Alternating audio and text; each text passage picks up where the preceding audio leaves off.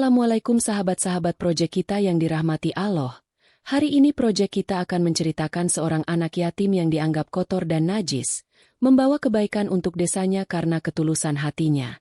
Namun sebelumnya saya sarankan untuk menuliskan sholawat Nabi Muhammad agar kelak sholawat ini menjadi saksi untuk mendapat syafaat di akhirat. Like dan subscribe ke channel ini sangat membantu menyebarkan dakwah Islam dan menjadi amal jariah. Langit sore di desa Ciburu perlahan memerah, memantulkan cahaya lembut ke atas sawah-sawah yang mulai mengering. Angin berhembus tenang, membawa aroma tanah, sisa hujan semalam yang belum benar-benar menguap. Suasana desa begitu damai, namun tidak semua hati sependam angin itu. Di ujung sebuah gang kecil yang mulai tergenang lumpur, berdiri sebuah rumah sederhana berdinding bilik bambu. Gentengnya tua dan beberapa bagian telah diganti dengan seng bekas. Di depan rumah itu, duduk seorang anak laki-laki kecil.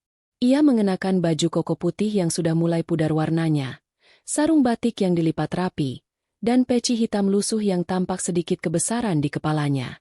Namanya Gilang. Umurnya baru 8 tahun. Wajahnya bersih meski kulitnya menggelap karena terik matahari yang sering menemaninya berkeliling membantu ibunya.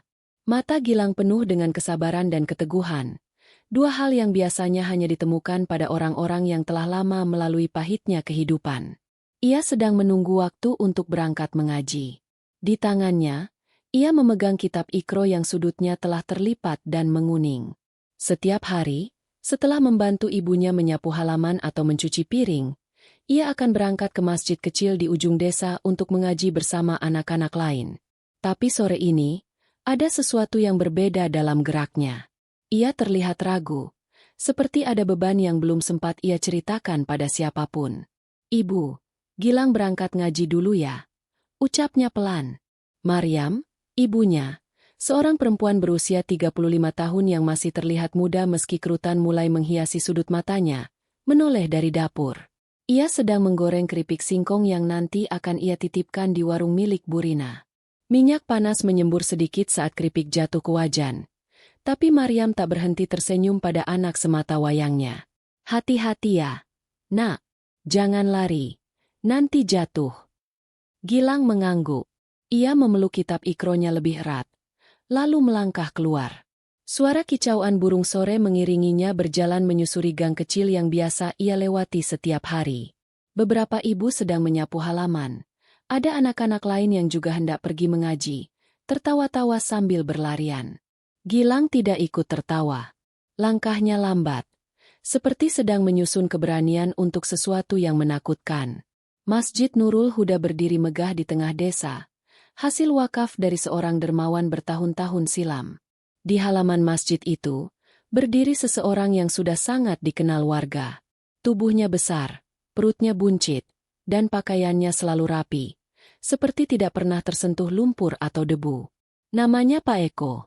Pemilik toko beras terbesar di desa itu, juga ketua takmir masjid yang dihormati dan ditakuti. Pak Eko sedang berbicara dengan salah satu pengurus masjid ketika Gilang tiba di halaman. Beberapa anak sudah masuk ke serambi. Gilang menunduk, melangkah pelan. Tapi belum sempat ia menaiki tangga, suara berat itu memanggilnya. "Heh, kamu." Langkah Gilang terhenti. Ia menoleh dengan wajah tegang. Pak Eko berjalan mendekat, alisnya menyatu. Ia melirik pakaian Gilang dari atas ke bawah, lalu mencibir dengan pandangan tajam. "Kamu mau kemana?"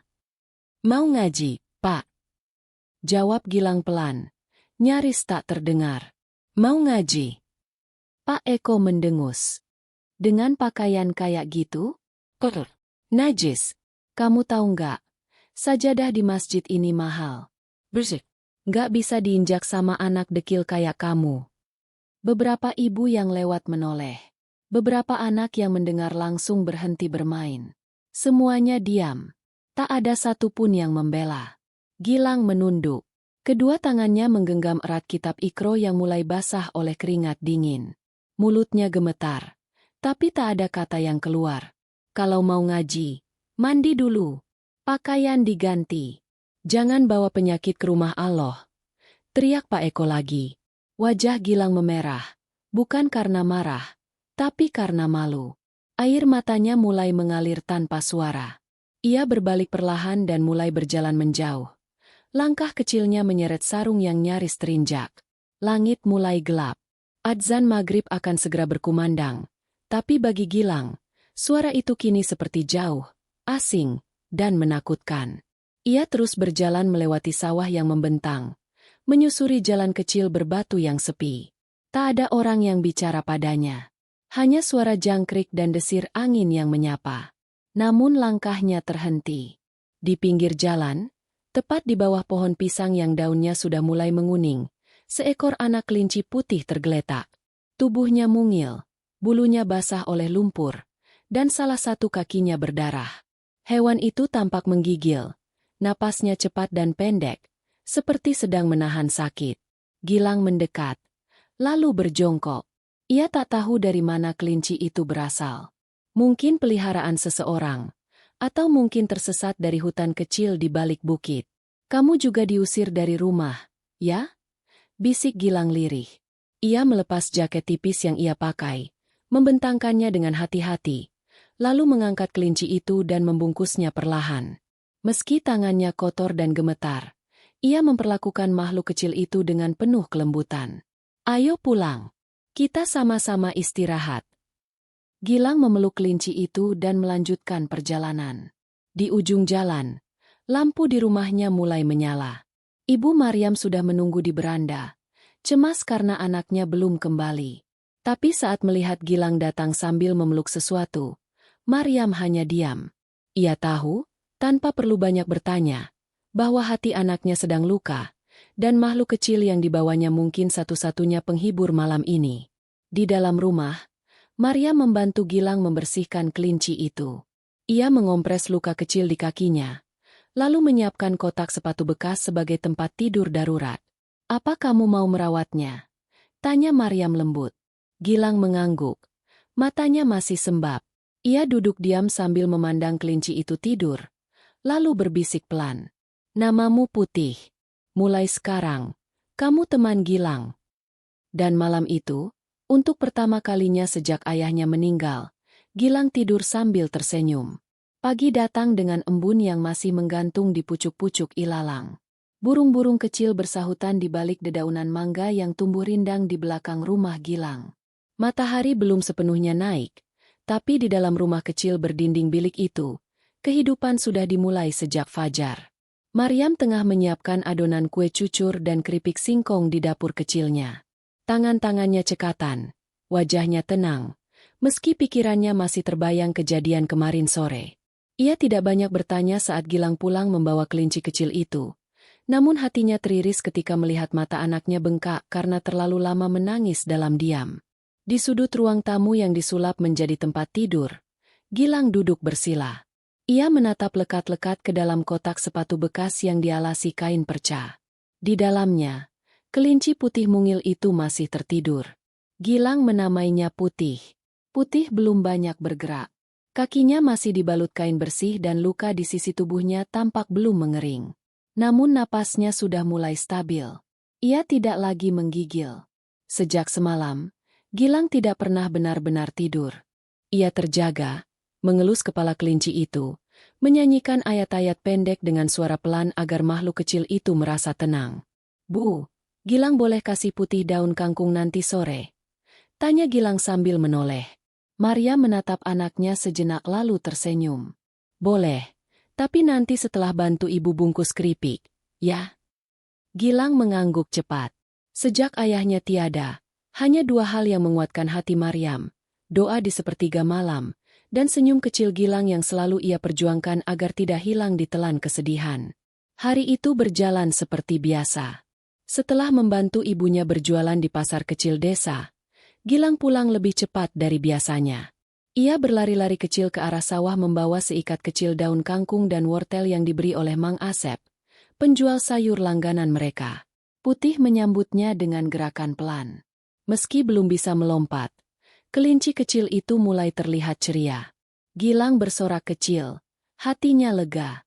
Ia merasa seperti sedang merawat keajaiban yang dikirim Allah hanya untuknya. Malamnya, ketika desa mulai hening dan suara jangkrik mulai mendominasi udara, Gilang duduk bersandar di dinding. Di sampingnya, Putih tertidur. Ia menatap langit-langit rumahnya yang bocor di beberapa bagian, lalu bergumam lirih.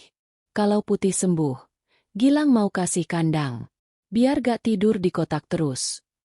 Hari-hari berlalu. Dalam seminggu, Putih mulai bisa berjalan, bahkan melompat-lompat kecil di halaman belakang rumah. Gilang membuat pagar sederhana dari bambu bekas agar Putih bisa bermain tanpa kabur ke kebun. Setiap pagi dan sore, Gilang akan membersihkan tempat tinggal Putih, mengganti air minumnya, dan menjemurnya di bawah sinar matahari. Namun, bukan hanya Putih yang tumbuh. Hati Gilang pun perlahan berubah. Ia jadi lebih semangat bangun pagi, lebih ringan membantu ibunya, dan kembali berani tersenyum ketika lewat di depan masjid. Meskipun masih terbayang suara Pak Eko yang menghinanya, Gilang berusaha tidak menyimpan dendam. Ia percaya, suatu hari nanti Allah pasti mengganti rasa sedih itu dengan sesuatu yang lebih baik. Suatu sore, ketika Gilang sedang menggendong Putih di depan rumah, seorang anak laki-laki lewat sambil membawa 2 ekor bebek kecil yang diikat tali rapia. Anak itu menuju arah pasar. Gilang memandangnya dengan mata berbinar. Setelah anak itu lewat, Gilang berlari kecil ke dalam rumah. Ia mencari kotak kecil tempat ia biasa menyimpan uang receh. Uang itu hasil dari membantu ibunya berjualan, mengantar pesanan, dan sedikit dari pemberian orang-orang yang simpati padanya. Ia menghitung lembar demi lembar. 12.000, cukup gak ya? Malamnya, Gilang bercerita kepada Maryam. Ibu, Gilang mau beli bebek. 2 ekor aja. Buat dipelihara. Maryam tidak langsung menjawab. Ia menatap wajah kecil itu yang penuh harap. Ia tahu, anaknya tidak pernah meminta macam-macam. Gilang bahkan tidak pernah merengek minta mainan seperti anak-anak lain. Jika hari ini ia meminta bebek, pasti ada alasan kuat di baliknya.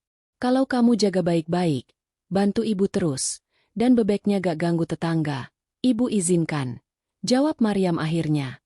Malam itu, Gilang susah tidur. Ia membayangkan bebek-bebek kecil itu berenang di ember besar, mematuki dedaunan, dan tidur berdampingan dengan Putih.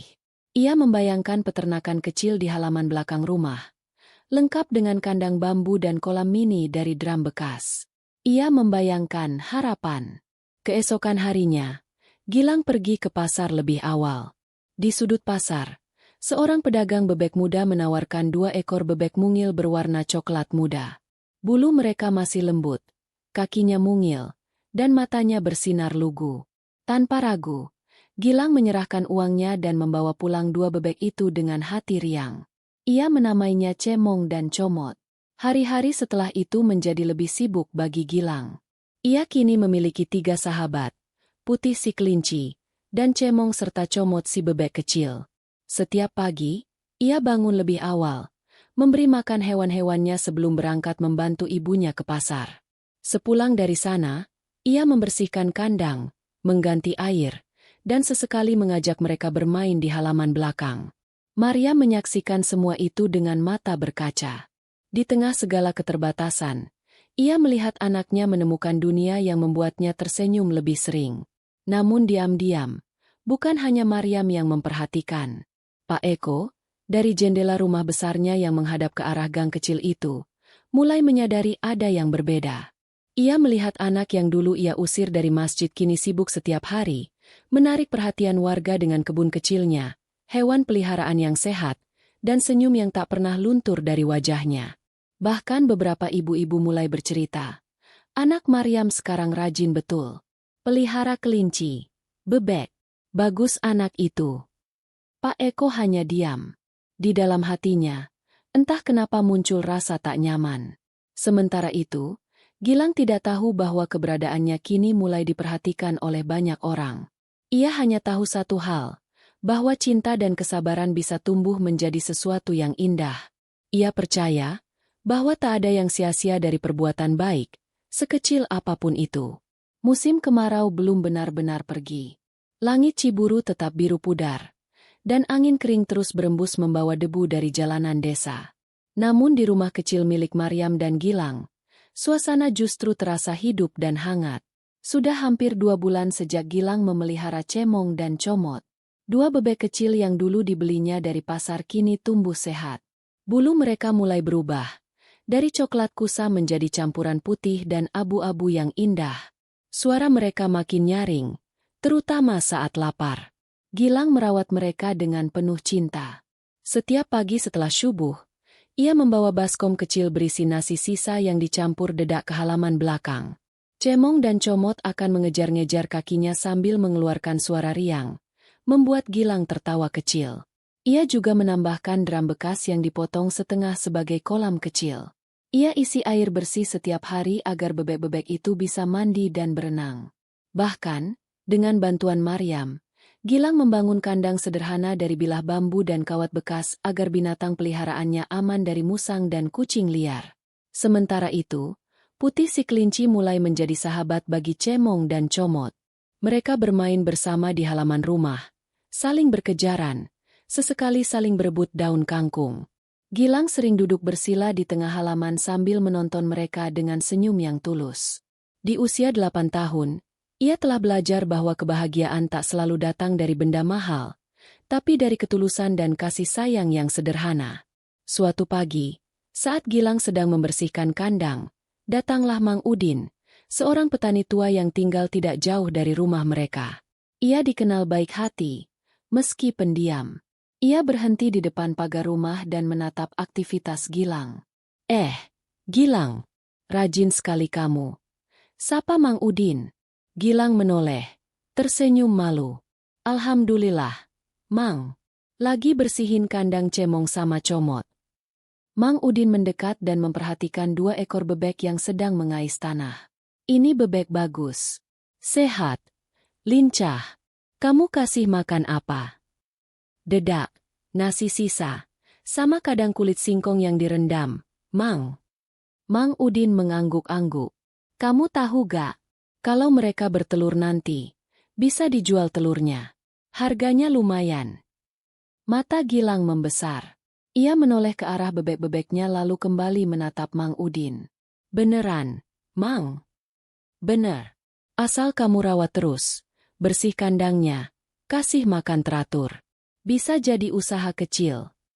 Kata-kata itu tertanam dalam hati Gilang seperti biji yang ditanam di tanah subur. Sejak saat itu, ia mulai membaca-baca dari koran bekas dan menanyakan pada pedagang bebek di pasar tentang cara beternak. Ia menyusun rencana dalam diam.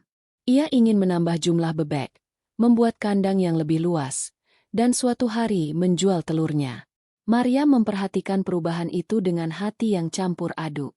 Ia senang anaknya punya semangat dan cita-cita. Namun ia juga khawatir. Dunia tidak selalu ramah pada orang yang miskin. Tapi Maryam memilih mendukung. Setiap hari, ia menyisihkan sedikit uang hasil jualan untuk membeli tambahan pakan. Ia juga membantu menjahit karung goni menjadi penutup kandang. Lalu datanglah hari yang ditunggu-tunggu. Pagi itu, ketika Gilang membuka pintu kandang, ia menemukan satu hal tak biasa. Ada telur bebek berwarna keputihan di sudut kandang. Gilang menjerit pelan karena tak ingin membuat bebek panik. Ibu! Telur! Bu! Cemong bertelur! Maryam yang sedang menjemur keripik di belakang langsung datang. Ia melihat telur itu dengan mata berkaca. Subhanallah! Allah Maha Baik, Nak! Hari itu, Cemong bertelur 3 butir. Beberapa hari kemudian, Comot ikut bertelur. Dalam waktu 2 minggu, jumlah telur sudah mencapai 10. Gilang tidak langsung menjualnya. Ia memutuskan untuk mencoba menetaskan beberapa butir di bawah lampu pijar yang ia pasang di kardus. Sisanya, ia titipkan ke Mang Udin untuk dijual di pasar. Dari penjualan itu, Gilang mendapat Rp20.000. Bukan jumlah besar, tapi baginya itu seperti emas. Ia segera menyimpan uang itu dalam kotak kecilnya. Ia tak ingin membelanjakannya sembarangan. Ia punya tujuan. Warga desa mulai memperhatikan. Setiap kali mereka lewat di depan rumah Maryam, mereka melihat kandang bebek yang rapi, kelinci putih yang gemuk, dan anak kecil yang selalu tersenyum sambil membawa baskom makanan hewan. Anak-anak lain mulai mengajak Gilang bermain. Bahkan beberapa dari mereka bertanya, "Aku boleh lihat telurnya gak?" Gilang tak pelit ilmu. Ia dengan sabar menjelaskan bagaimana memberi makan, cara membuat kandang, dan bahkan bagaimana membedakan bebek jantan dan betina. Ia merasa bangga. Bukan karena dipuji, tapi karena bisa berbagi. Tapi tidak semua orang senang melihat perubahan itu. Pak Eko, dari jendela rumahnya yang megah, memperhatikan semua dengan dahi mengernyit. Ia melihat warga mulai membicarakan anak yatim itu dengan kekaguman. Ia mendengar ibu-ibu berkata, "Gilang itu anak baik, sopan. Sekarang udah mulai usaha sendiri." Di hatinya, ada rasa yang mengganjal. Rasa tidak suka. Bukan karena Gilang berbuat salah, tapi karena ia merasa cemburu. Ia, yang selama ini dihormati karena hartanya, kini merasa kalah oleh anak kecil yang bahkan tak punya sandal layak. Suatu sore, saat Gilang sedang membersihkan kandang, Pak Eko datang menghampiri. Untuk pertama kalinya setelah insiden di masjid, pria itu menatap Gilang dari dekat. "Anak, kamu jual telur ilegal ya? Ada izinnya?" Gilang tertegun. Ia tak mengerti maksudnya. Gilang cuma jual titipan sama Mang Udin. "Pak, kalau kamu jualan di desa ini, harus izin. Gak bisa seenaknya. Ini bisa bahaya. Bisa bawa penyakit." Maryam yang mendengar dari dalam rumah segera keluar. "Maaf, Pak Eko. Anak saya tidak buka usaha besar. Hanya pelihara sendiri, dan jual ke tetangga yang minta." Pak Eko memandang Maryam dengan tatapan dingin. "Saya cuma ingatkan. Jangan sampai nanti ada warga yang terganggu. Apalagi kalau bebeknya bawa kutu." Tanpa menunggu jawaban, Pak Eko berbalik pergi. Hari itu, Gilang diam sepanjang malam. Ia tak bicara banyak. Hatinya mulai ragu. Ia merasa seperti kembali ke masa saat ia dihina di masjid. Tapi kali ini, ia tidak menangis. Ia tahu, selama ia tidak berbuat salah, tidak mencuri, tidak merugikan siapapun, maka ia tidak perlu takut. Malam itu, ia berbisik pelan ke Putih, Cemong, dan Comot yang sedang tidur di kandang. "Kita jangan menyerah. Ya, Gilang janji akan jaga kalian baik-baik. Kita harus terus bertahan." Sudah hampir 3 bulan sejak Cemong dan Comot pertama kali bertelur. Kandang di belakang rumah Maryam kini tak lagi hanya dihuni 2 bebek dewasa, melainkan bertambah menjadi 10 ekor. 4 dari telur-telur yang ditetaskan Gilang berhasil menetas dengan sehat. Sisanya, dari hasil penjualan, digunakan untuk membeli 2 pasang bebek petelur dari pasar. Gilang kini benar-benar menjadi peternak kecil. Setiap pagi, ia bangun lebih awal dari sebelumnya. Ia menyapu halaman, membersihkan kandang, memeriksa kesehatan bebek-bebeknya, memberi pakan, dan mencatat jumlah telur yang didapat. Ia bahkan membuat semacam buku kecil dari sobekan kertas bekas dan karton yang dijadikan sampul. Di situ ia menulis tanggal bertelur, jumlah telur, dan siapa saja yang membeli. Maryam makin bangga dengan anaknya. Sekarang, setiap hari mereka bisa makan nasi dengan lauk sederhana tanpa harus mengkhawatirkan keesokan harinya. Pendapatan kecil dari menjual telur membuat kehidupan mereka sedikit demi sedikit membaik. Bukan kaya, tapi cukup. Dan dalam cukup itu, mereka belajar banyak tentang syukur. Namun, seperti api kecil yang mulai menyala terang, ada angin iri yang mulai mencoba memadamkannya. Pak Eko tak bisa menahan rasa panas di dadanya. Setiap kali ia lewat di gang kecil tempat tinggal Maryam dan Gilang, ia selalu mendengar pujian dari para tetangga. "Anak itu luar biasa ya. Masih kecil, tapi udah mandiri. Coba anak-anak kita bisa kayak Gilang. Gak manja." Padahal dulu kan sempat dihina sama si Pak Eko tuh. Sekarang malah lebih dihormati. Pak Eko mendengar itu semua. Dan setiap kali telinganya menangkap nama Gilang, ada bara yang membakar egonya. Ia merasa posisinya di desa tergeser. Dulu, siapapun yang ia lewati pasti menunduk. Kini, orang-orang malah lebih suka membicarakan anak yatim itu. Bahkan beberapa warga yang dulu sering datang meminta bantuan ke rumahnya kini lebih senang membeli telur dari Gilang dengan harga murah. Lalu datanglah ide jahat itu. Suatu siang, saat Gilang dan Maryam sedang ke pasar, Pak Eko menyuruh 2 orang suruhannya untuk menyelinap ke halaman belakang rumah Gilang. Mereka membawa kantong plastik kecil berisi bangkai tikus yang sudah mulai membusuk. Diam-diam, mereka melemparkannya ke dekat kandang bebek. Sore harinya, saat Gilang pulang dan mencium bau tak sedap di dekat kandang, ia langsung mencari sumbernya. Ia menemukan bangkai itu dalam keadaan sudah hampir membusuk, diselimuti lalat. Gilang menutup hidung. "Ibu, ada tikus mati." Maryam datang membawa sarung tangan plastik dan kantong besar. Bersama-sama, mereka membuang bangkai itu jauh ke sungai, lalu menyiram kandang dengan air sabun dan campuran jeruk nipis. Mereka khawatir bebek-bebek itu terkena penyakit. Jadi Gilang menyisihkan sebagian uangnya untuk membeli ramuan herbal dari Mang Eman, tukang jamu keliling. Keesokan harinya, isu mulai tersebar. Katanya kandang bebek Gilang kotor. Ada bangkai tikus. Bisa jadi penyakit itu. Anak-anak jangan main ke situ dulu. Pak Eko bilang, bisa jadi sumber virus. Gilang tidak langsung tahu bahwa kabar itu beredar. Namun ketika anak-anak yang biasa bermain ke rumahnya mulai menjauh, ia mulai merasa ada yang aneh. Bahkan Bu Ros yang biasa membeli telur setiap minggu mendadak membatalkan pesanannya. Maryam tahu apa yang sedang terjadi. Ia diam-diam mendengar bahwa Pak Eko yang menyebarkan cerita itu. Tapi ia tidak mau membuat Gilang khawatir. Ia hanya berkata pelan, "Sabar ya, Nak. Orang baik diuji bukan untuk dijatuhkan, tapi untuk ditinggikan." Namun cobaan belum selesai. Beberapa hari kemudian, Pak Eko datang ke rumah RT. Ia membawa selebaran yang ia buat sendiri, mencantumkan peraturan desa yang diubah sepihak, katanya, demi menjaga kebersihan dan kesehatan lingkungan. Dalam isi peraturan itu tertulis bahwa beternak hewan dalam jumlah banyak di kawasan pemukiman harus memiliki izin tertulis dari ketua RT dan pemeriksaan dari petugas desa. "Ini demi kenyamanan bersama," kata Pak Eko di depan warga. Beberapa warga mendengarkan dengan ragu. Mereka tahu siapa Pak Eko. Uangnya banyak, pengaruhnya besar. Tapi di sisi lain, mereka juga menyayangi Gilang dan Maryam. Pak RT, yang cukup netral, akhirnya memutuskan untuk meninjau langsung ke rumah Gilang. Sore itu, Gilang baru selesai memberi makan bebek saat Pak RT datang. Ia menyapa sopan dan membuka pintu kandang. "Wah, rapi ya. Bersih juga," gumam Pak RT sambil mengamati.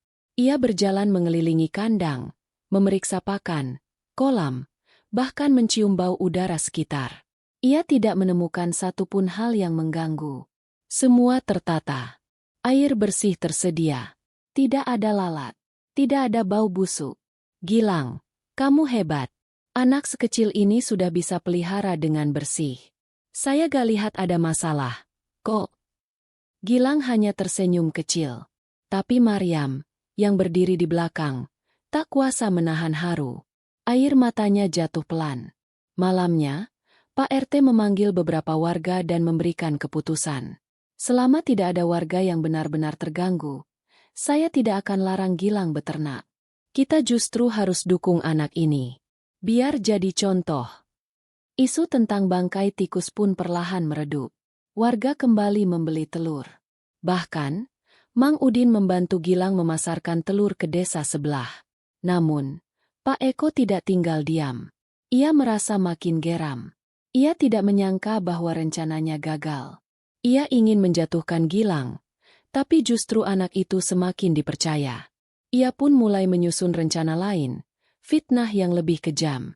Beberapa hari kemudian, Pak Eko melapor ke perangkat desa bahwa telur yang dijual Gilang menyebabkan salah satu warga sakit perut.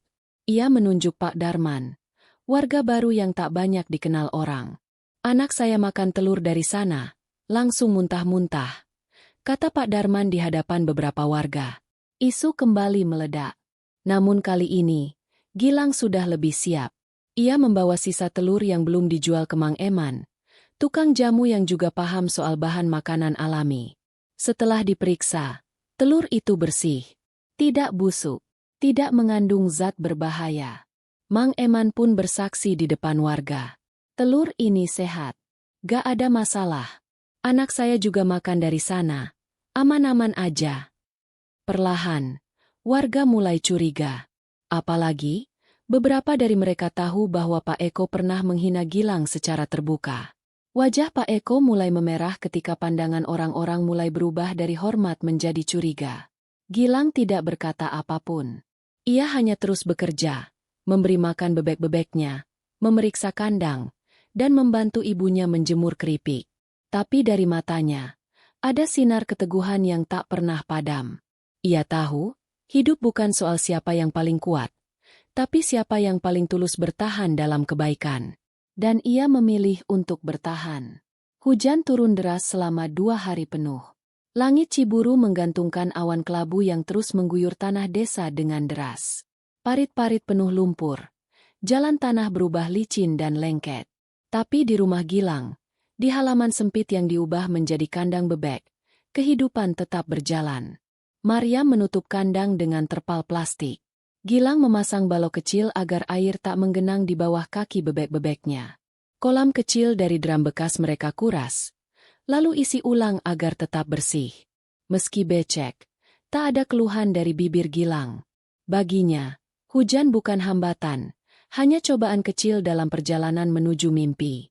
Pagi itu, ketika hujan mulai reda dan kabut menggantung tipis di atas sawah, Gilang duduk di atas papan kayu dekat kandang. Di tangannya ada mangkuk kecil berisi dedak hangat, dicampur sedikit jagung tumbuk. Cemong dan comot, meski bulunya basah, tetap semangat menyantap sarapan. Putih, si kelinci putih yang dulu ia tolong, kini makin gemuk. Bulunya bersih, kakinya sudah tidak pincang. Ia sering duduk diam di dekat kaki Gilang, seolah menjadi penjaga kecil yang setia. Namun, di balik hujan yang membersihkan tanah, fitnah dari Pak Eko belum berhenti. Suatu sore, seorang petugas dari kecamatan datang ke rumah Gilang. Ia berpakaian rapi, membawa map coklat dan mengenakan sepatu kulit yang kotor oleh becek jalan desa. Namanya Pak Rudi. Dengan suara tegas, ia berkata, "Saya mendapat laporan dari warga bahwa di sini ada kegiatan peternakan ilegal." Gilang menunduk. Maryam keluar dengan wajah tenang. "Kami hanya memelihara beberapa bebek, Pak, untuk kebutuhan sehari-hari. Tidak ada kegiatan besar." Pak Rudi membuka map dan mencatat sesuatu. Tapi laporan menyebutkan ada gangguan lingkungan. Air got kotor, bau menyengat, dan hewan peliharaan warga lain terganggu. Maryam menarik napas dalam-dalam. "Apakah Bapak sudah melihat langsung ke lokasi?" Pak Rudi sedikit terkejut, lalu mengangguk. Ia berjalan menuju belakang rumah, menjejak lumpur yang lengket dan licin. Sesampainya di kandang, ia melihat semuanya. Rapi, bersih, dan tidak ada bau menyengat seperti yang dituduhkan. Air pembuangan tertata, makanan disimpan dalam ember tertutup. Bahkan kandang kelinci berada di sudut terpisah yang bersih. Ia mengelus dagunya. "Siapa yang melaporkan ini?" Maryam tak menjawab, tapi hati mereka tahu jawabannya. Petugas itu akhirnya berkata, "Saya akan laporkan ke kantor kecamatan. Tapi sejauh ini, saya tidak lihat ada pelanggaran berat. Jaga kebersihannya ya." Gilang hanya mengangguk pelan. Setelah Pak Rudi pergi, Maryam duduk di bangku depan rumah sambil menatap langit yang mulai cerah. "Nak, kamu masih ingin terus pelihara bebek?" Gilang mengangguk cepat. "Iya, Bu." Gilang gak mau nyerah. "Kita gak nyolong, gak bohong. Kenapa harus takut?" Maryam tersenyum. Dalam diam, ia merasa malu pada anaknya sendiri. Anak yang telah mengajarkan makna keberanian dan keteguhan jauh lebih baik dari banyak orang dewasa. Namun cobaan belum berakhir. Keesokan harinya, saat Gilang pulang dari pasar membawa dedak, ia menemukan kandang bebeknya rusak. Pintu kandang terbuka. 4 bebek dewasa hilang. Beberapa anak bebek ketakutan, berkerumun di sudut kandang. Gilang berdiri mematung. Mangkuk dedak di tangannya jatuh ke tanah. "Bu, bebeknya hilang." Maryam segera datang. Matanya mencari-cari sekitar halaman. Tak ada jejak kaki mencurigakan, hanya lumpur dan sisa dedaunan basah. Pagar bambu yang tadinya kokoh kini miring, seolah didorong paksa. Tetangga berdatangan. Mereka melihat dan menggeleng. Pencuri mungkin, Gilang, kata salah satu dari mereka. Namun dalam hati Gilang, ada kecurigaan. Ia yakin, ini bukan sekadar pencurian biasa. Bukan orang yang lapar, tapi seseorang yang ingin menghancurkan. Di dalam hatinya, ada sedih yang dalam. Tapi seperti biasa, tak ada tangis di wajahnya. Ia kembali mengambil kayu dan memperbaiki kandang. Ia mengikat pagar dengan kawat yang lebih kuat. Ia menenangkan bebek-bebeknya. Lalu di malam hari, saat hujan turun pelan-pelan, Gilang duduk sendirian di dekat kandang sambil berdoa dalam hati. Ya Allah, kalau ini ujian, Gilang siap. Asal ibu tetap sehat. Asal kami gak kehilangan harapan. Malam itu, bintang tak terlihat. Tapi dalam dada Gilang, ada cahaya kecil yang tetap menyala. Cahaya dari tekad yang tak padam, meski diterpa angin iri dan fitnah. Beberapa hari kemudian, warga desa mulai geram. Mereka mendengar kabar bahwa Pak Eko mungkin terlibat dalam insiden kandang bebek. Tidak ada bukti jelas, tapi semua tahu betapa bencinya Pak Eko pada keluarga kecil itu. Beberapa ibu-ibu mulai angkat suara. Kalau terus begini, anak sekecil Gilang bisa trauma. Masa orang dewasa tega? Sudah cukup. Jangan karena punya uang, bisa seenaknya nyakitin orang miskin. Sikap warga mulai berubah. Jika sebelumnya mereka hanya mengagumi Gilang diam-diam, kini mereka mulai menunjukkan dukungan terbuka. Bu Rani, pemilik warung kelontong, menawarkan untuk menjual telur Gilang di tokonya. Mang Udin memberi 2 ekor bebek tambahan sebagai hadiah. Bahkan beberapa anak muda desa membantu membuat pagar baru yang lebih kuat. Maryam tak kuasa menahan haru.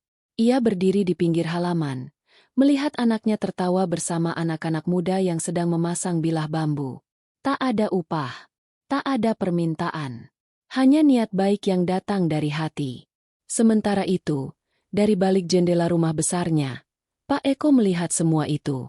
Ia melihat bagaimana Gilang, anak yatim yang pernah ia hina, justru makin dicintai.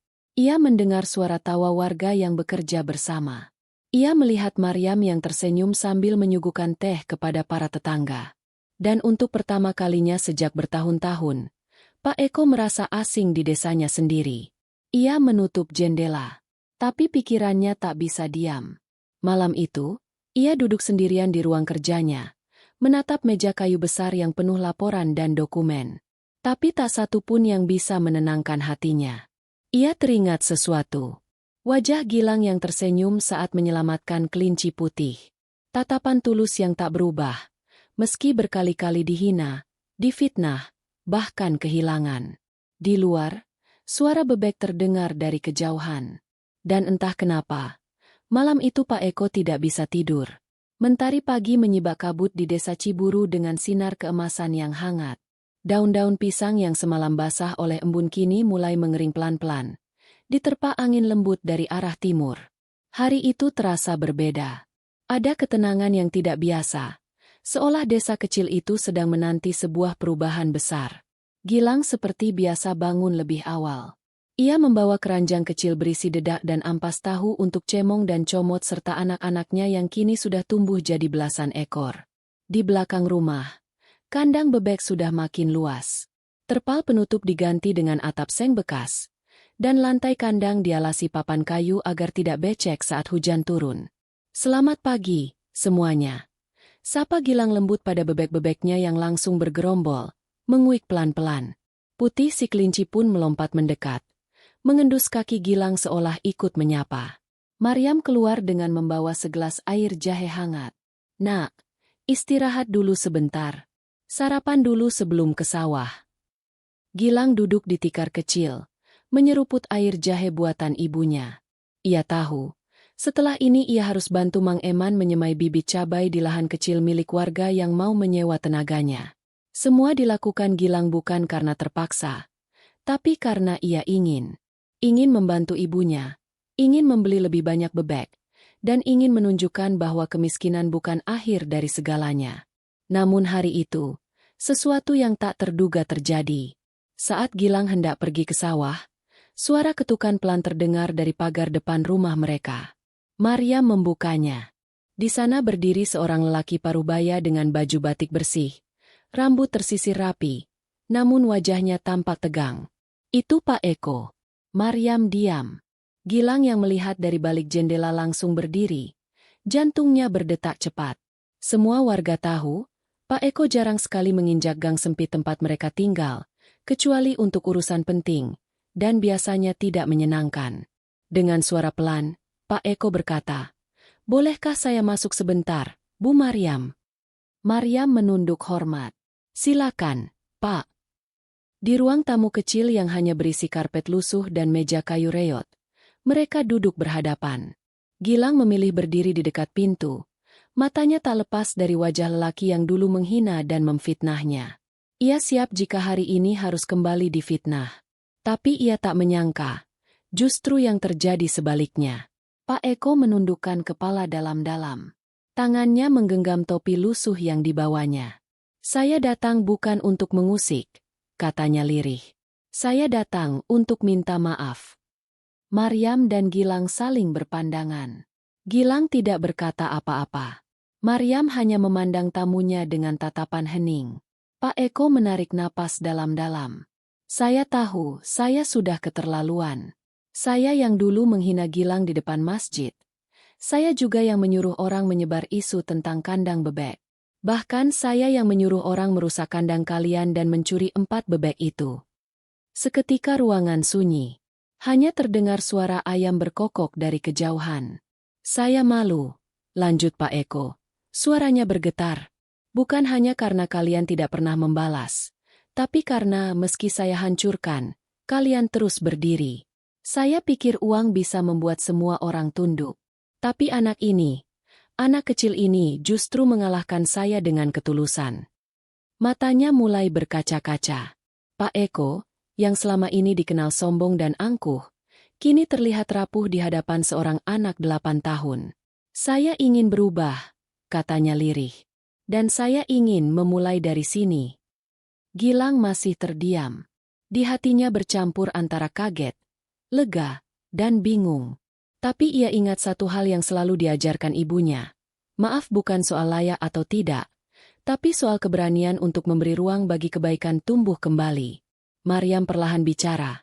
"Pak Eko, kami ini cuma orang biasa. Kami gak punya kekuatan balas dendam. Tapi kalau Bapak sungguh-sungguh ingin berubah, kami maafkan." Gilang mengangguk pelan. "Iya, Gilang juga udah gak marah, Pak. Gilang cuma mau tenang, biar bisa pelihara bebek dan bantu ibu." Pak Eko menutup matanya. 2 tetes air jatuh di pipinya. Ia mengusapnya cepat, lalu berdiri dan membungkuk hormat. "Terima kasih. Kalian lebih besar dari yang saya kira." Hari itu, berita tentang kedatangan Pak Eko menyebar ke seluruh desa. Warga terkejut. Banyak yang mengira kabar itu hanya gosip, tapi beberapa orang yang kebetulan lewat gang melihat langsung peristiwa langka itu. Ada yang tak percaya, ada pula yang diam-diam merasa lega.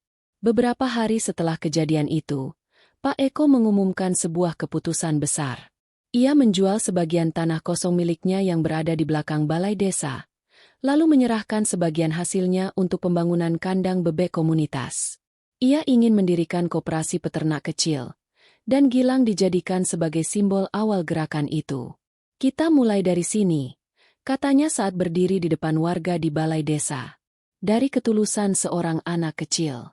Jangan anggap remeh siapapun, sebab Allah bisa membalikan segalanya dalam sekejap. Gilang berdiri di samping ibunya. Ia mengenakan baju koko putih bersih, hadiah dari salah satu warga. Wajahnya bersinar bukan karena sorotan lampu, tapi karena pancaran keikhlasan yang tak dibuat-buat. Anak kecil itu telah membuktikan bahwa ketulusan bisa meruntuhkan kesombongan yang paling tinggi. Maryam berdiri di samping anaknya, menatap warga satu persatu dengan air mata haru yang tak bisa ia bendung.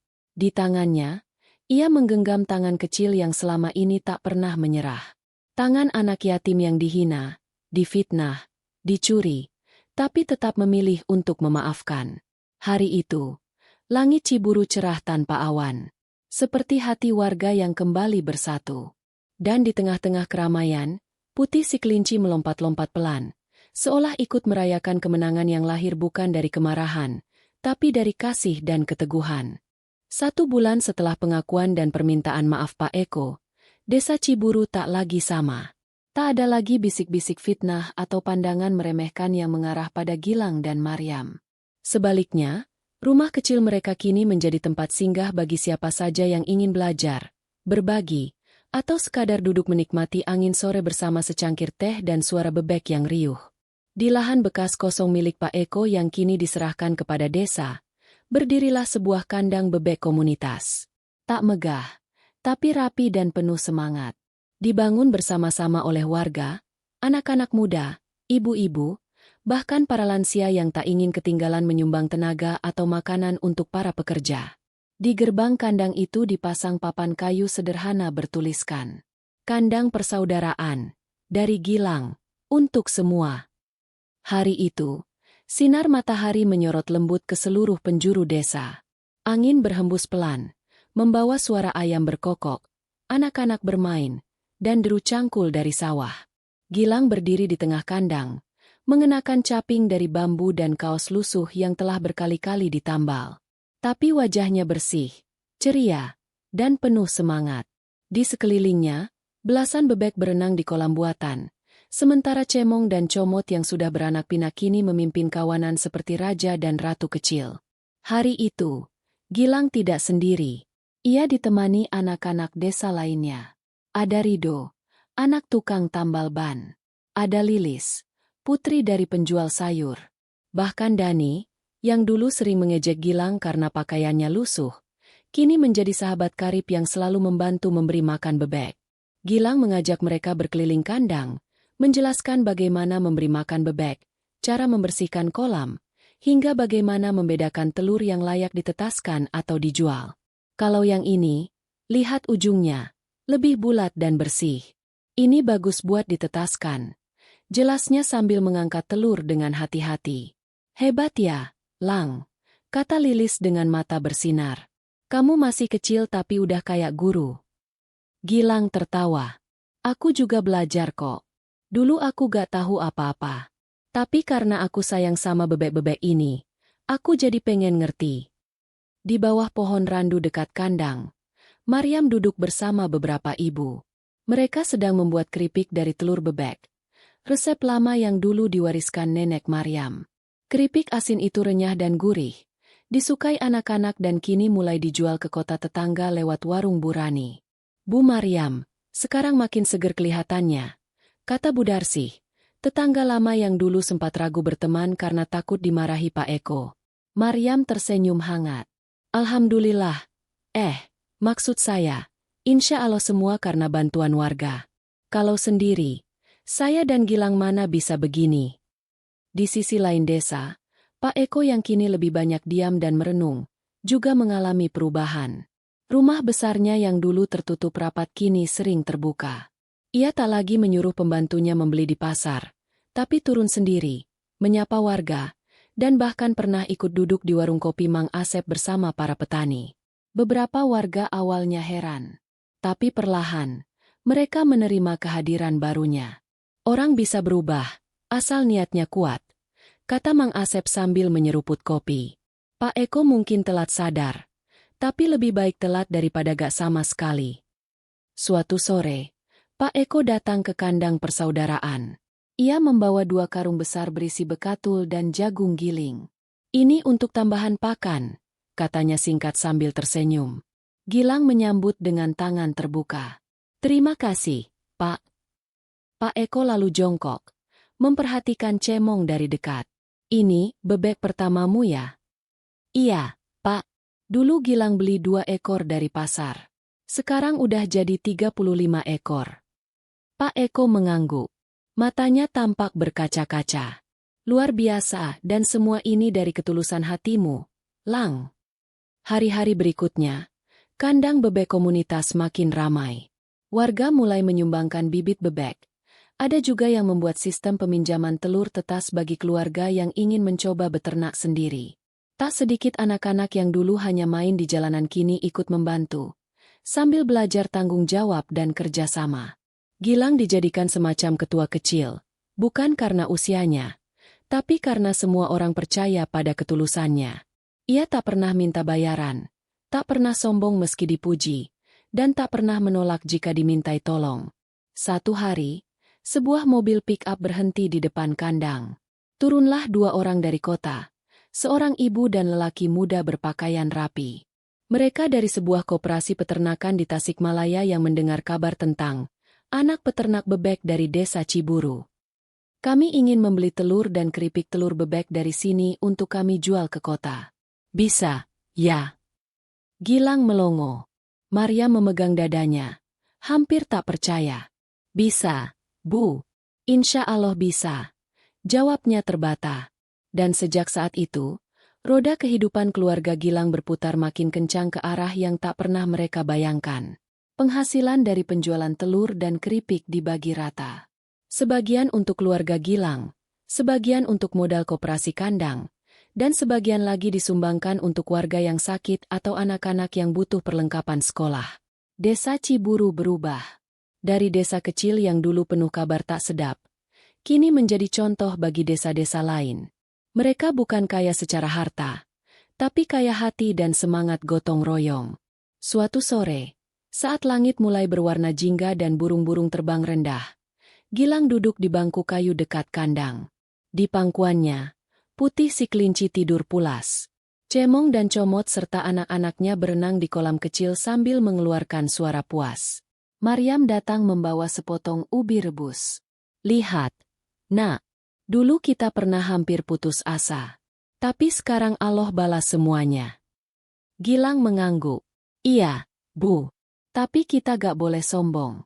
Harus terus belajar. Terus bantu orang. Maria menatap wajah anaknya yang kini tak hanya menjadi harapan bagi dirinya, tapi juga bagi desa kecil mereka. Dan di balik pohon kelapa, Pak Eko berdiri dalam diam, mendengar percakapan ibu dan anak itu. Ia tersenyum kecil. Lalu menatap langit sore.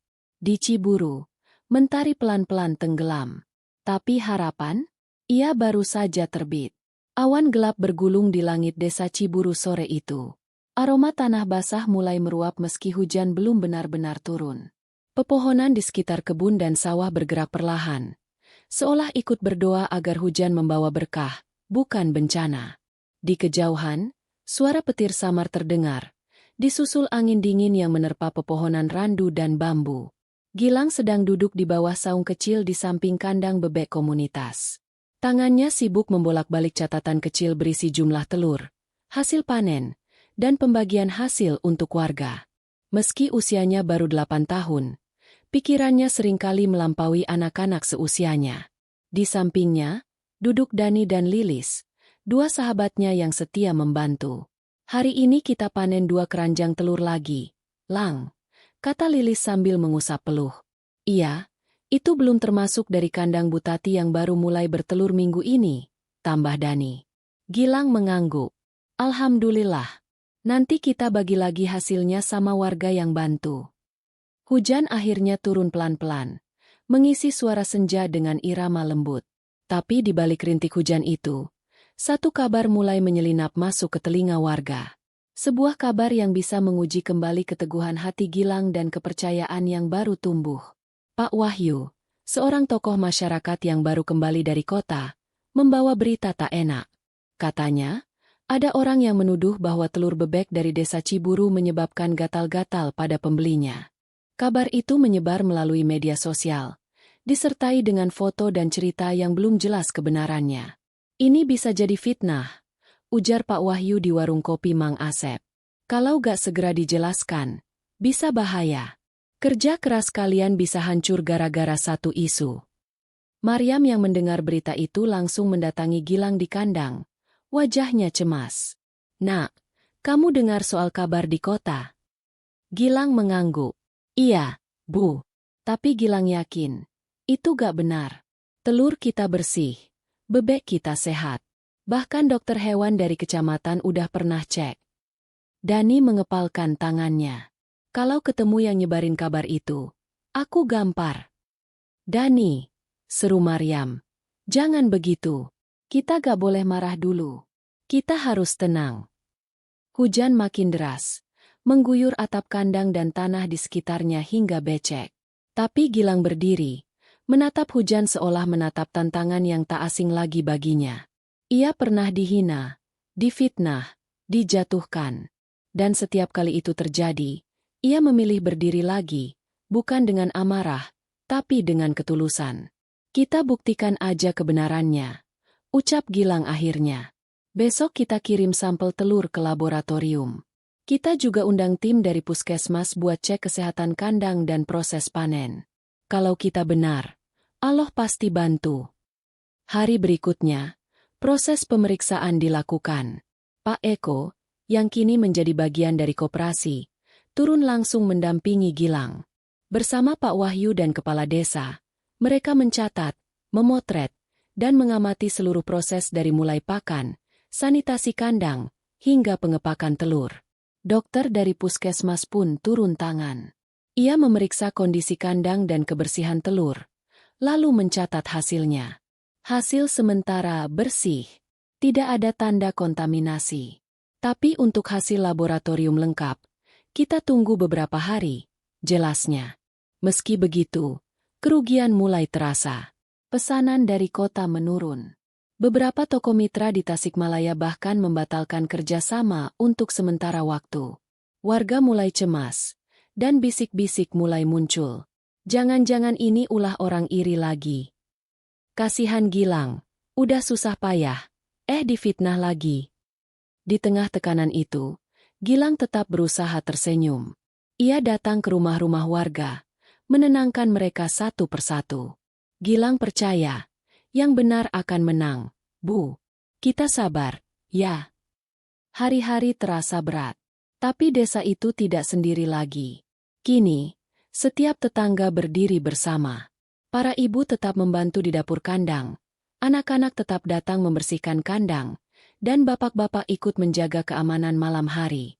Dan di suatu pagi, surat dari laboratorium resmi datang. Gilang membukanya dengan tangan gemetar. Pak Eko, Maryam, dan beberapa warga mengelilinginya. Hasilnya, negatif kontaminasi. Telur bersih dan aman dikonsumsi. Gilang menghela napas. Matanya berkaca-kaca. Allah Maha Adil, gumam Maryam. Hari itu, Gilang dan tim koperasi mengadakan pertemuan dengan seluruh warga.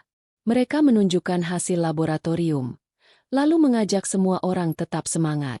Kita gak usah cari siapa yang sebarin kabar bohong itu. Yang penting, kita tetap jaga kualitas, jaga kepercayaan, kata Gilang. Namun tanpa diduga, malam harinya, datang seorang pemuda dengan wajah tertunduk. Ia mengaku sebagai mantan pegawai koperasi telur dari luar kota yang iri, karena penjualannya turun sejak warga mulai beli dari Ciburu. Saya minta maaf. Saya yang sebarin kabar itu. Saya hilaf. Pak Eko hanya memandangnya dengan tatapan tajam, lalu menoleh ke Gilang. Kamu yang dirugikan paling besar. Kamu yang berhak bicara. Gilang memandang pemuda itu. Sekilas, wajahnya mengingatkan Gilang pada dirinya sendiri. Dulu, saat merasa tidak punya apa-apa, merasa kecil dan tak dianggap. Kalau Bapak sungguh-sungguh minta maaf, kata Gilang pelan. Gilang maafkan, tapi jangan ulangi lagi. Gak semua orang kuat kalau difitnah. Bisa hancur hatinya. Pemuda itu menangis. Malam itu, langit di atas Ciburu kembali cerah. Bulan muncul malu-malu dari balik awan, dan suara jangkrik mengiringi suasana yang damai. Setelah kejadian itu, nama desa Ciburu justru semakin dikenal. Banyak yang kagum pada kekompakan warganya dan keteguhan hati Gilang yang masih belia. Beberapa jurnalis dari televisi lokal datang meliput, dan kisah mereka diangkat sebagai inspirasi dalam acara keluarga. Satu hari, Gilang diminta untuk berbicara di hadapan anak-anak dari desa tetangga dalam acara pelatihan peternak cilik. Ia berdiri di depan, mengenakan baju putih bersih dan topi petani dari anyaman bambu. Tangannya menggenggam mikrofon, tapi suaranya tetap lembut. Kalau kita ikhlas dan sabar, Allah pasti bukakan jalan. Dulu saya dihina, difitnah, tapi saya gak balas. Saya pilih terus bantu orang. Karena saya percaya, kebaikan itu gak pernah sia-sia. Tepuk tangan bergema. Tapi lebih dari itu, hati orang-orang yang mendengar ikut bergetar. Hari itu, di kandang persaudaraan, panen kembali dilakukan.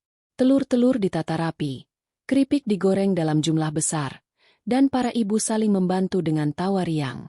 Dan di antara bebek-bebek yang berenang santai, Putih si kelinci duduk tenang di pangkuan Gilang, seolah tahu bahwa badai telah berlalu.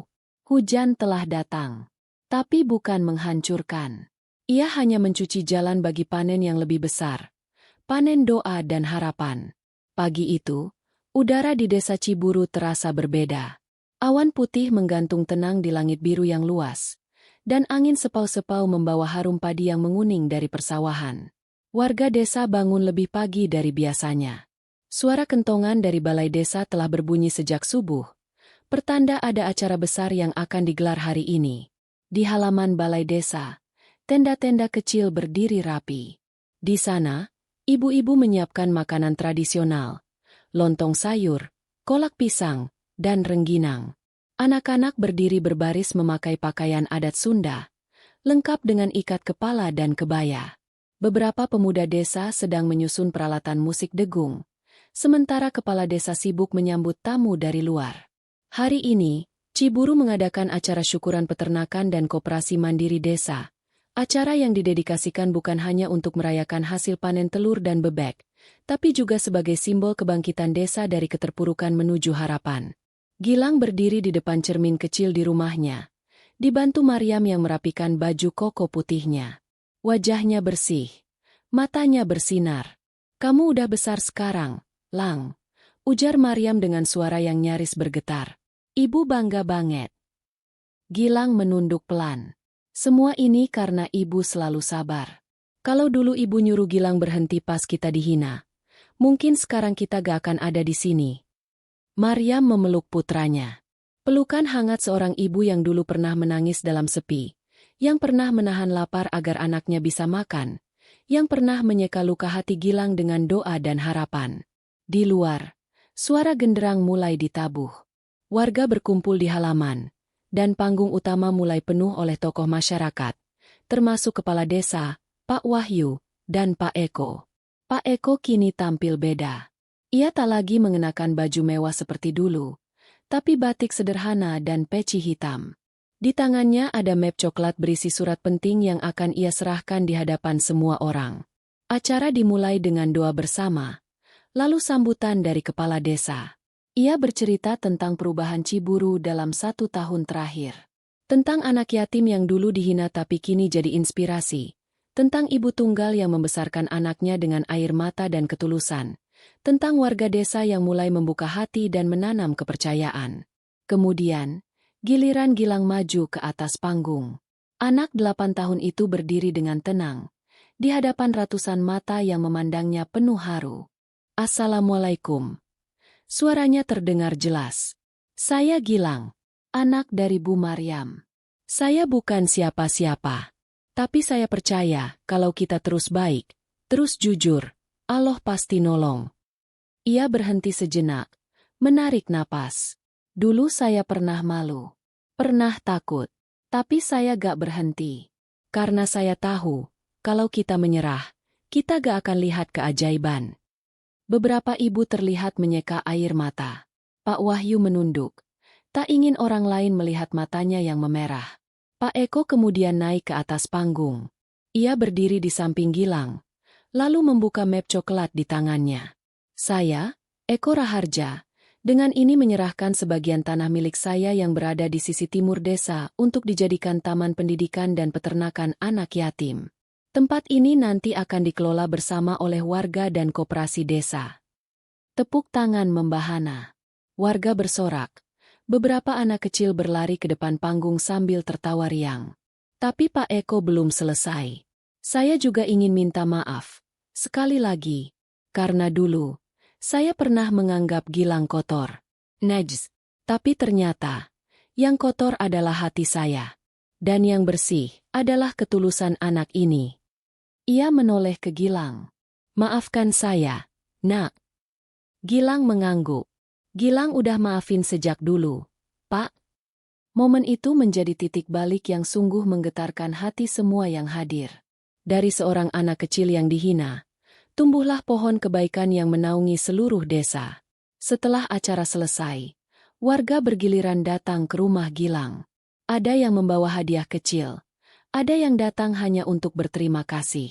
Seorang nenek bahkan datang hanya untuk mencium kening Gilang. Doa nenek tiap malam buat kamu, Lang, supaya kamu gak pernah hilang ketulusan hatinya. Di sisi kandang, Cemong dan Comot sedang mengasuh anak-anak bebeknya yang kini mencapai hampir 100 ekor. Kolam-kolam buatan makin banyak, dan petak tanah di sekitarnya kini ditanami sayur untuk membantu pakan ternak. Beberapa rumah bahkan mulai membuat pakan fermentasi sendiri, hasil dari pelatihan yang difasilitasi koperasi desa. Kandang persaudaraan kini menjadi pusat pelatihan kecil, tempat belajar bersama tentang beternak, menanam, hingga cara mengelola hasil panen. Tak hanya anak-anak, tapi juga orang dewasa yang ingin memperbaiki ekonomi keluarganya. Sementara itu, Maria mulai mengajar ibu-ibu tentang cara mengolah telur menjadi produk olahan seperti abon telur dan kue kering. Produk-produk itu dijual lewat koperasi desa dan dipasarkan lewat media sosial oleh pemuda desa yang belajar pemasaran daring. Sore itu, Gilang duduk di bawah pohon randu, tempat favoritnya. Ia menggendong Putih si kelinci yang sudah mulai tua, bulunya mulai kusam, tapi matanya tetap jernih dan lembut. Putih, kamu ingat gak, dulu kita cuma bertiga? Aku, ibu, dan kamu. Ia tersenyum sendiri. Di kejauhan, suara tawa anak-anak dan bunyi bebek terdengar riang. Tapi sekarang, kita gak sendiri lagi. Langit mulai berwarna jingga. Mentari perlahan turun di balik gunung, menyinari desa Ciburu dengan sinar hangat keemasan. Di ujung jalan, sekelompok anak yatim baru datang dari desa sebelah. Mereka akan tinggal sementara di rumah-rumah warga untuk belajar beternak. Dan di bawah langit baru itu, desa Ciburu tak lagi hanya dikenal sebagai desa kecil di Jawa Barat.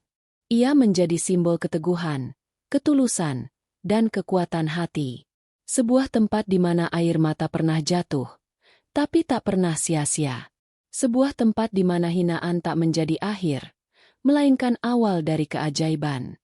Sebuah tempat di mana seorang anak yatim mengajarkan dunia bahwa cinta yang ikhlas mampu mengubah segalanya.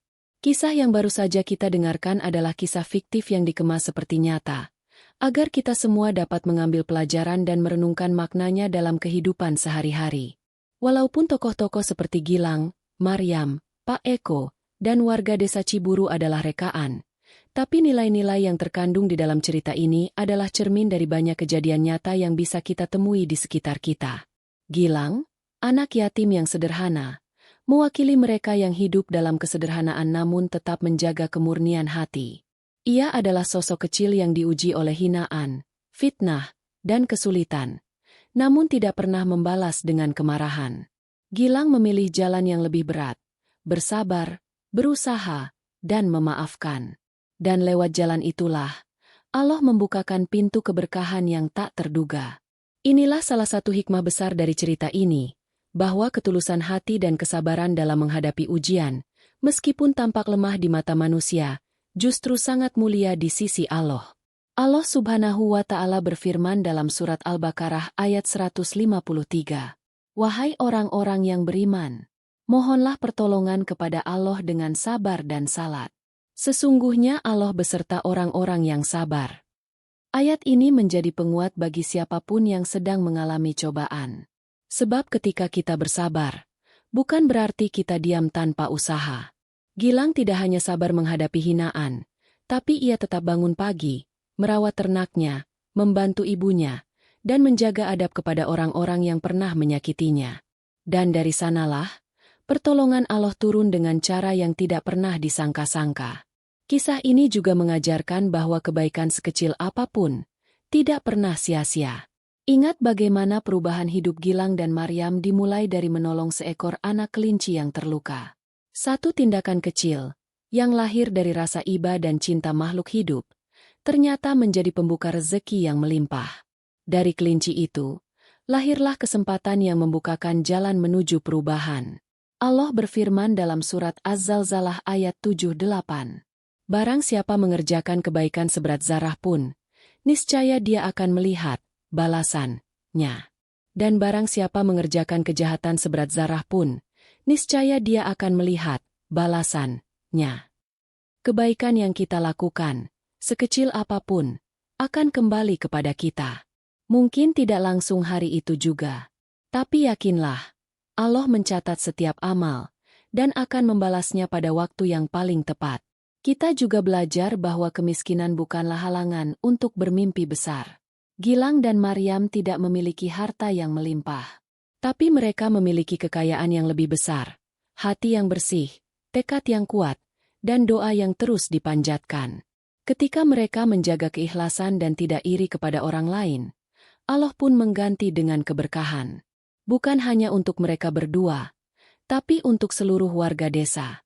Hal ini sejalan dengan firman Allah dalam surat At-Talaq ayat 23. Barang siapa bertakwa kepada Allah, niscaya dia akan mengadakan baginya jalan keluar, dan memberinya rezeki dari arah yang tidak disangka-sangkanya.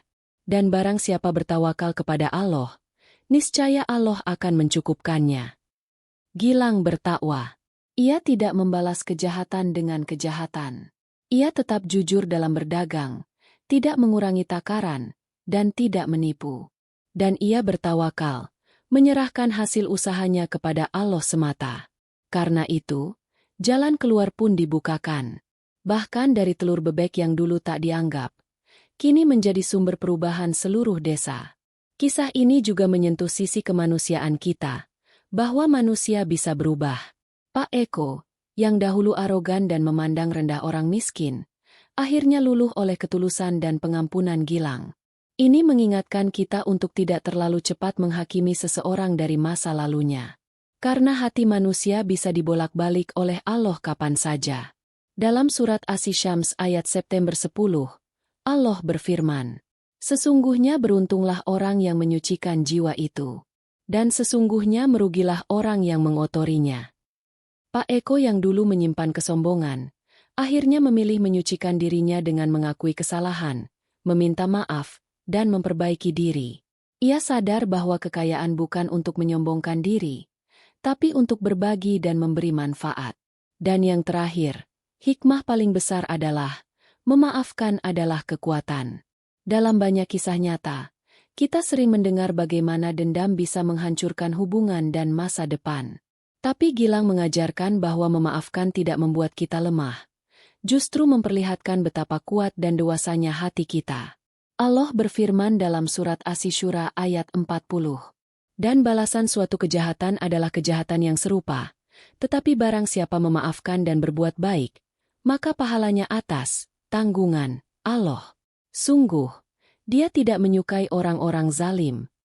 Bayangkan, Allah sendiri yang akan membalas dan memberikan pahala, jika kita memilih untuk memaafkan. Itulah yang dilakukan Gilang. Ia tidak menyimpan dendam, bahkan kepada orang yang pernah menghinanya di depan umum. Karena ia tahu, balasan terbaik bukan dari manusia, tapi dari Allah yang Maha mengetahui isi hati. Sobat semua, itulah hikmah-hikmah yang bisa kita ambil dari cerita Gilang. Cerita ini bukan hanya dongeng untuk menghibur, tapi sebuah cermin untuk kita renungi.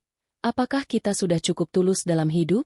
Apakah kita membalas keburukan dengan kebaikan? Apakah kita tetap jujur dan tekun meski dunia tidak memihak? Semoga kisah ini bisa menjadi penyemangat untuk siapapun yang sedang dalam masa sulit. Jangan pernah berhenti berbuat baik. Jangan takut menjadi orang baik di tengah dunia yang keras.